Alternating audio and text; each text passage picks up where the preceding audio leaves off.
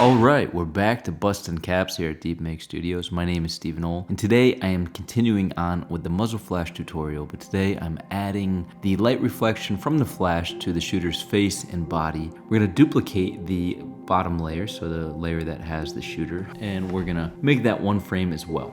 Use Shift-Command-D to split a layer. Sometimes I do this instead of just rolling the layer back, but you make it one frame. Next thing you want to do is you want to come to your effects. You're going to want to come to color correction, and you're going to want to come to levels. And you're going to want to use this to make your highlights very bright and poppy, and you're going to want to make your shadows very black and crunchy. So this is a good time to rename your layers, because we're going to take something from one of the layers and it can start to get confusing. So I'm going to name the Muzzle Flash Flash, and then I'm going to name the other one Flash and Body.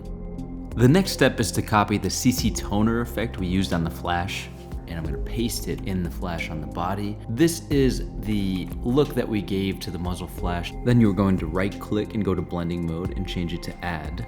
And so then you're going to use your pen tool up here from your toolbar, and you're going to make a mask around the spots that you want to have some light flash reflection. So I'm gonna cut around my face here. I'm gonna cut around my arm.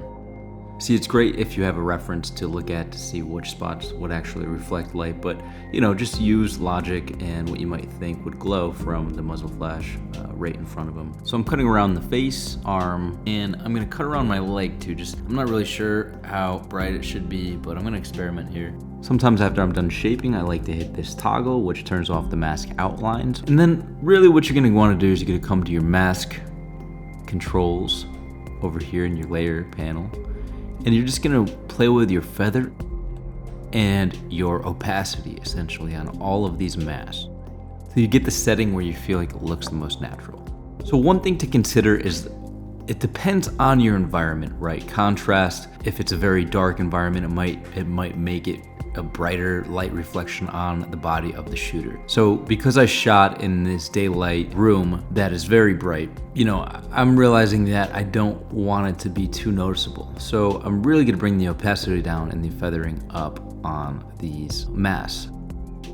Yeah, I'm still not buying it. It's looking a little fake, so I think I'm gonna lose the leg altogether by bringing that opacity down and make the other ones even lighter. But you can see it is subtle, but it adds a lot of effect to the muzzle flash. Next thing you're gonna do is you're gonna wanna make your environment. So you're gonna create a new solid. So this is for your environment light, when the whole place kind of glows a little bit. You're gonna make it like an orange, fiery color to match the muzzle flash itself. You're gonna also make that new solid layer one frame as well.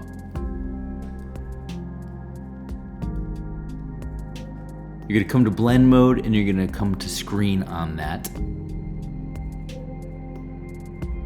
Then what you're gonna do is you're gonna come to the opacity and you're gonna set it to a low setting to where you feel like it adds a bright kind of effect, glowing to the whole environment. Again, this depends on your environment and how dark it is, but it looks pretty good, right?